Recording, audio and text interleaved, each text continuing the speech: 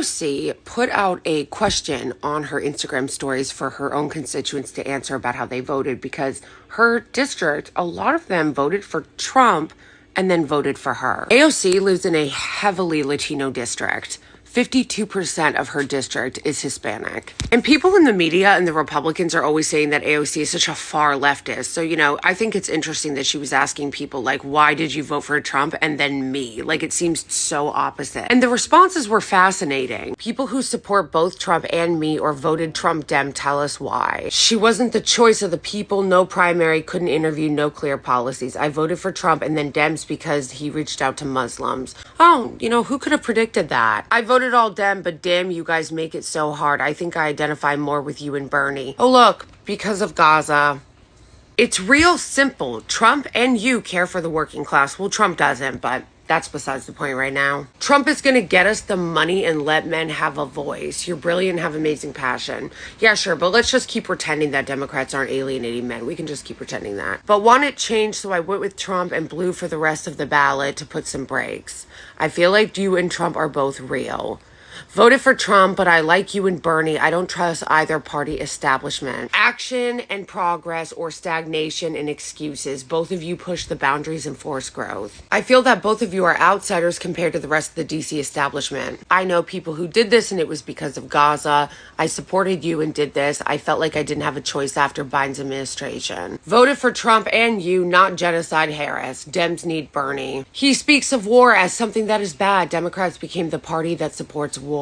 But you also signified change. Trump signified change. I've said lately, Trump sounds more like you. And it goes on and on and on. Trump isn't really an outsider. Trump isn't really a populist. Trump doesn't give a fuck about the working class, but he appears to. People think he is. He's good at lying about it. And you see the responses. And this is shit that we have been saying, but you didn't want to listen. Genuinely, I'm not surprised by these answers, because some of us were telling you that Gaza was going to cost her. Some of us were telling you that running to the right on every policy and running toward the establishment and the business community wasn't going to help. So many people who were Democratic voters love Bernie and loved what Bernie stood for. But again, as I've talked about a lot and I've talked about since, that was never going to happen, and it's not going to happen, because what Bernie Sanders represented, the Democratic Party,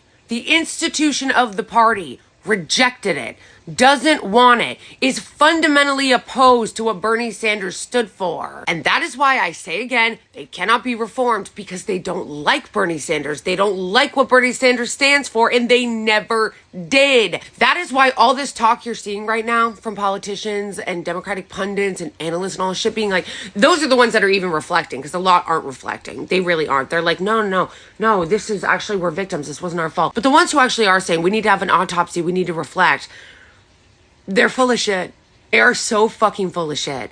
They are not unaware of this dynamic. I saw Chris Murphy do this long thread being like, we really need to reflect on what happened. We know what happened. And they know what happened. They're full of shit when they say that they want to reflect, that they want to reform, that they want to, question how things can be different and how this got this way. They know exactly how it got this way. This was a choice. This was a choice of the Democratic Party to run to the right and run to their corporate donors instead of doing anything to represent the people. So I would like for you to not believe any of their bullshit, please. When you see them, oh, we're really doing some self-reflection and looking at where, no, they're not. No, they're not. They're fucking lying. Don't believe them. They're full of shit. It's getting on my nerves so much seeing them play this fucking game as if they actually give a shit, or as if they actually didn't already know this before the election, as if they didn't know it in 2020, as if they didn't know it in 2016. But you know what?